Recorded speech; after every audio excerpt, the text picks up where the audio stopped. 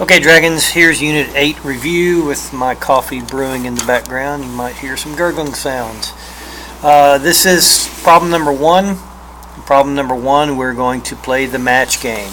So the first thing that you need to do is grab your calculator and type in exactly the problem, including parentheses. So I will do that right now. Remember that whenever you are putting a square root in, you need to tab out once your square root is over. So after 2, my square root ends.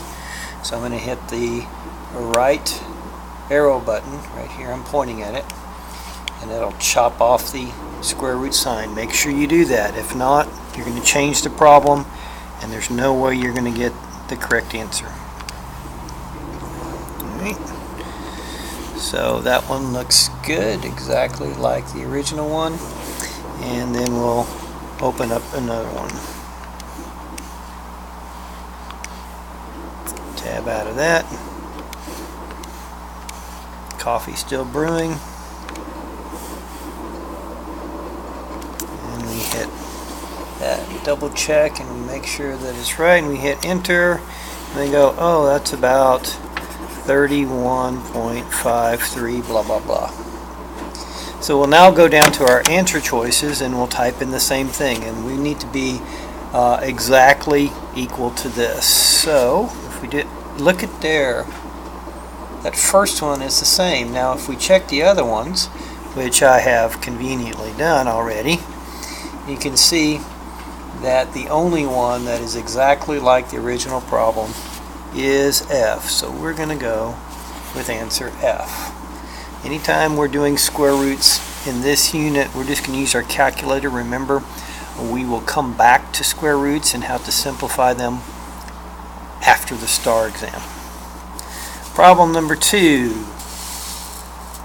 Here we go. There are several ways to do this. First of all, you need to realize that it's every 2 squares that is a single unit. Look at your scale and you can see that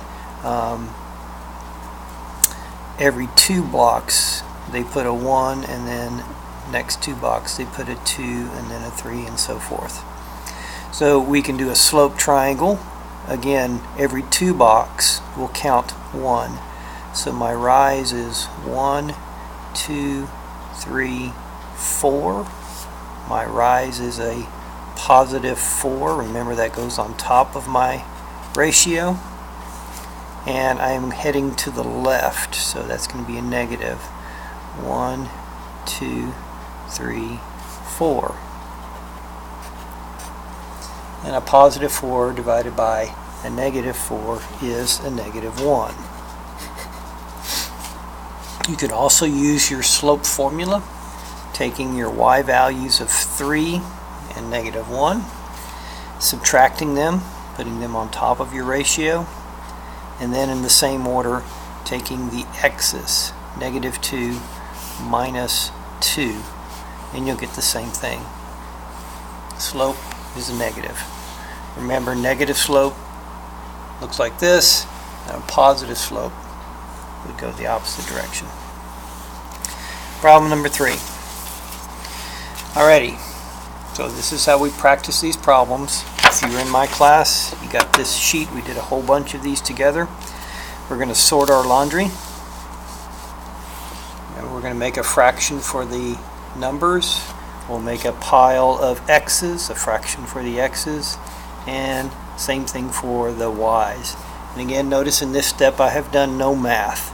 I've simply sorted them into their respective piles. And now I'll check to make sure this is reduced, and it is. Because I'm dividing like basis, I'm going to subtract my exponents from top to bottom. Okay. And because I have a negative exponent, that's simply telling me I'm in the wrong part of a fraction. So I'm in the top of this fraction with a negative exponent. To fix that, I'm going to go to the other part of the fraction, which is the denominator. And when I do, my negative exponent of 3 becomes a positive exponent of 3. We've taken the reciprocal, we flipped the fraction, we've gone to the other part of the equation, fraction, however you want to think about it. So you now need to subtract 3/4 minus 1/8, either using your wonderful mind or your calculator. And we get x to the 5/8. Now this turns out to be a positive exponent, so it's going to stay where it's positioned in the top of this fraction. This is already reduced. This one has a positive exponent, so now we're going to go straight across the top.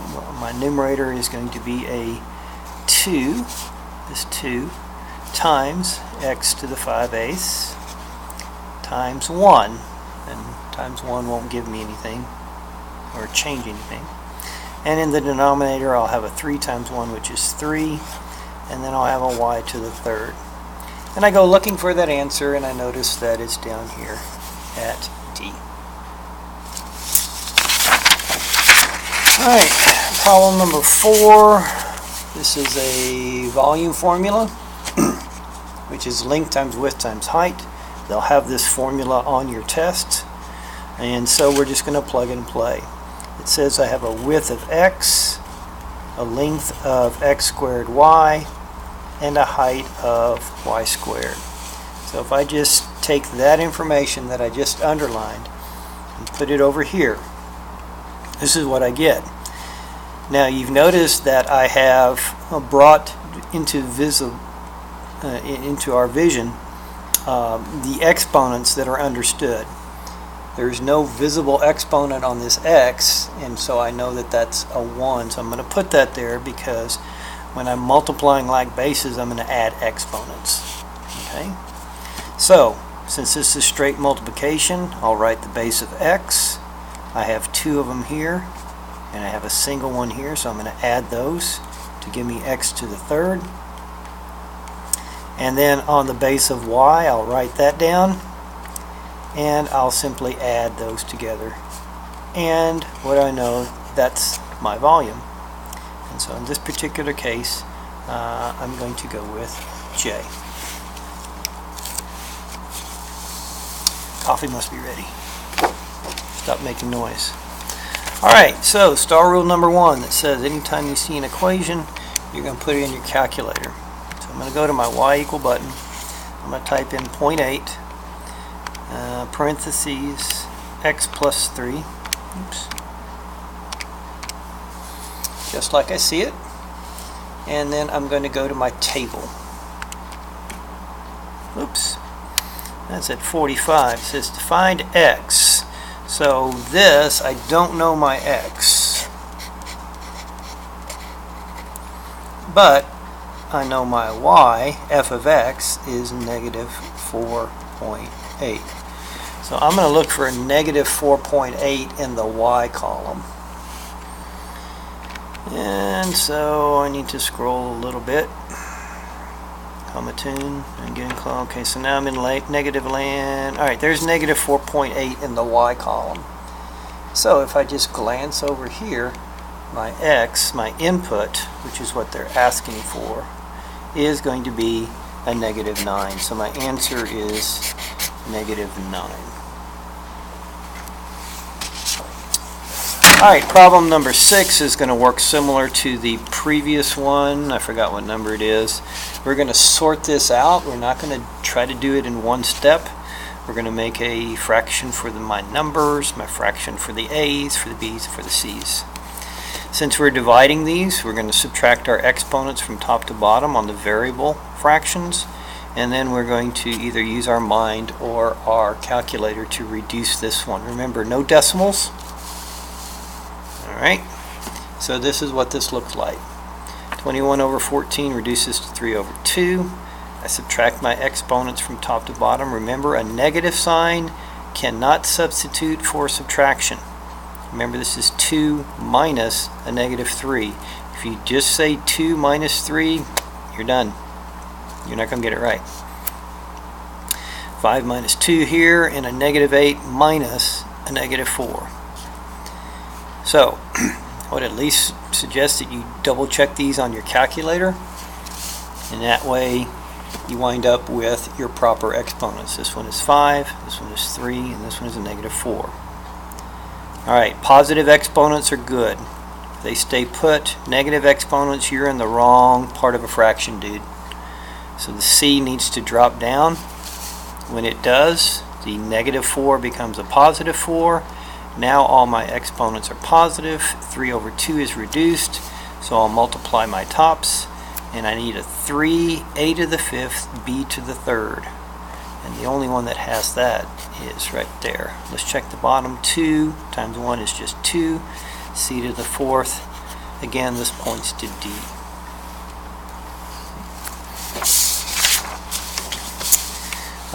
Number 7 is one of those, think about problems. Okay, so if I just had the numerator with these two bases being multiplied, I would add the exponents. So I would do that. X plus and -y. All I've done is add these exponents because the top two bases are being multiplied. And now what am I doing with the bases of A? There's a division bar, and so I'm going to subtract the exponents from top to bottom. Now you may want to rewrite plus and negative as minus, like I did right here.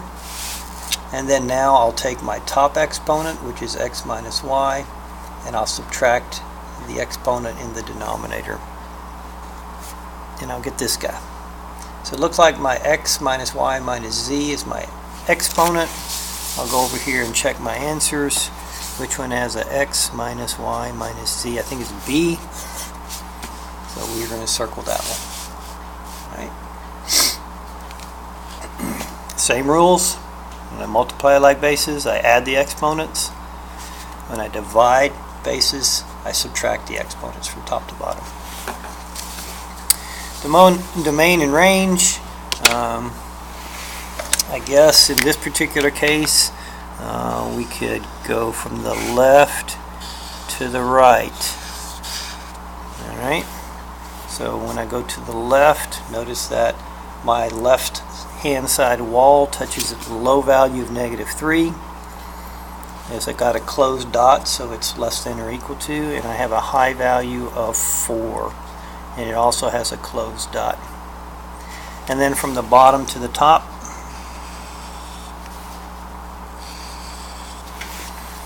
you can see that I can put a floor on this thing. It is touching, so it is equal to, and it crosses the y-axis at -2.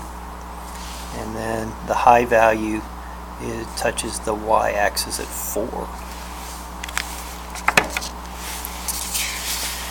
Alright, so this is our, what did I do? If you're in my class, this is our in and out burger or in and out fractional exponents. So we do our in and out. This is top to bottom, in and out. And so this number, the numerator goes inside the radical, and the denominator goes outside. So if I take this guy right here, the A will go inside with the 13, and the B will go out here in the root, and it'll look like that. And so that's answer D.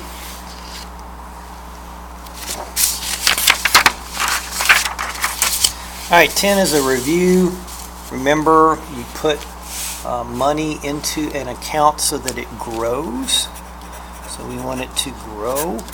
So we need our base to be greater than 1 in our exponential function. If you have forgotten that, remember exponential function is y equals a times your base raised to the x power. So we'll move our decimal 2 spaces, changing our percent to a decimal. Because we want it to grow, we're going to add 1 to that, which will give me this. And once I have this, I just go looking for that number because everything else is the same. My starting amount is the same. My exponents are the same. So I need to pick C. Remember, it's 2 spaces and add the 1. If you just do the 2 spaces, you're going to pick B and you're going to get it wrong. This base is not more than 1, so it's not growing. Last one is another matching, because we have square roots. So if you put this in your calculator, you can pause the video, verify that if you put this in the calculator, you should get this. And so I'm just going to do that for every row. Now it says we want a mistake. So in this particular type of problem, if it's the same, it's good. So step 1 here is the same, so that no mistake occurred.